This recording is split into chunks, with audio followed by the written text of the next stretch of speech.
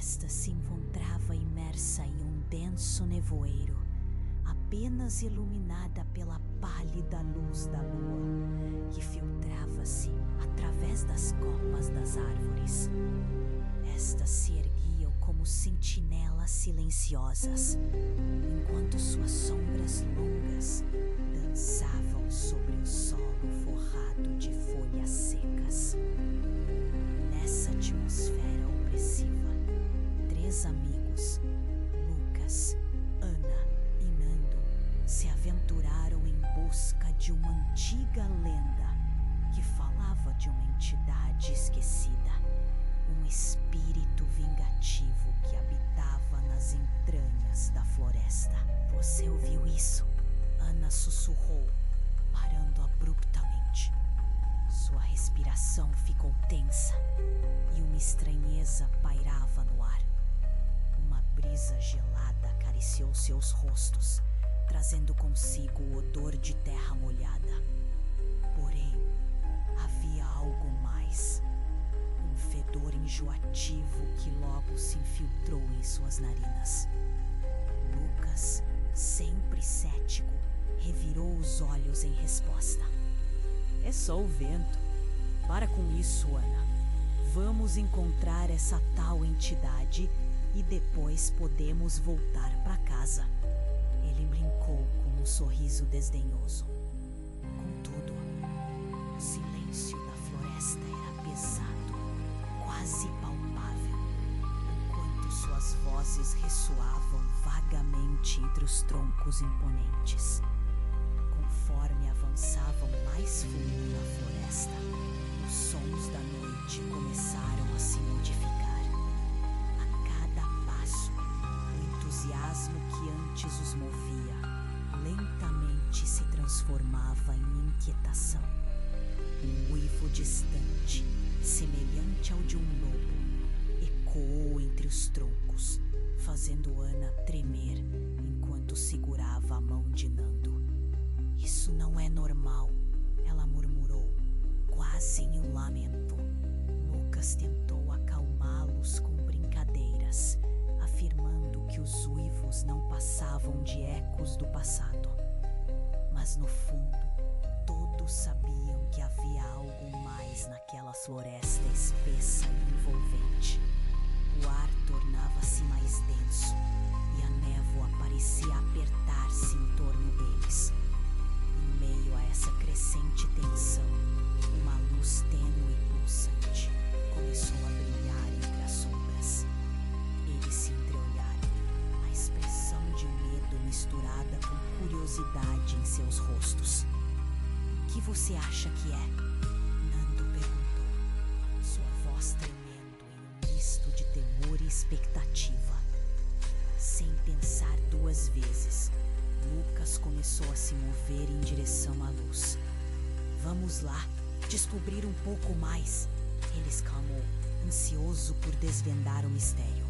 A luz os guiou até uma clareira, onde uma árvore monumental se erguia, suas raízes expostas como garras sedentas.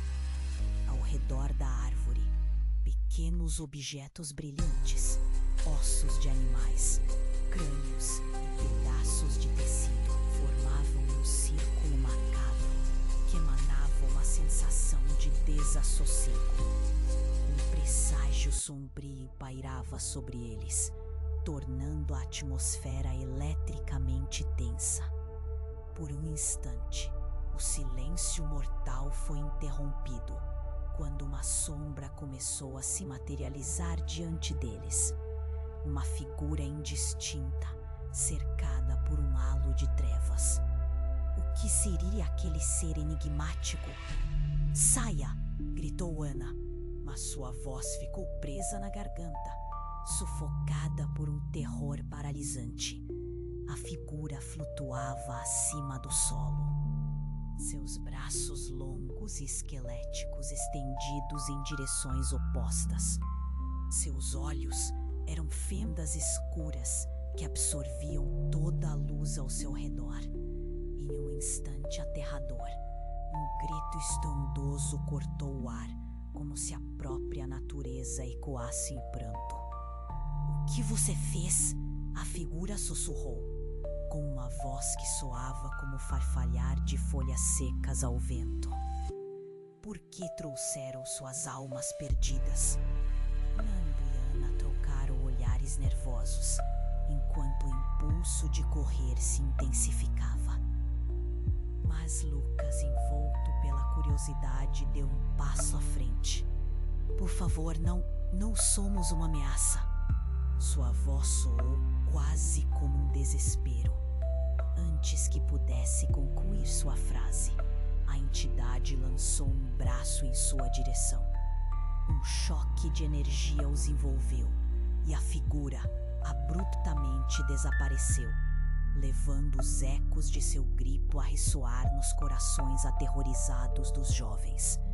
Um silêncio sepulcral se instaurou, mas algo havia mudado. As árvores pareciam fechar-se ao redor deles, como se estivessem apanhando uma agitação invisível, enquanto a névoa lhes conferia uma sensação sufocante de claustrofobia.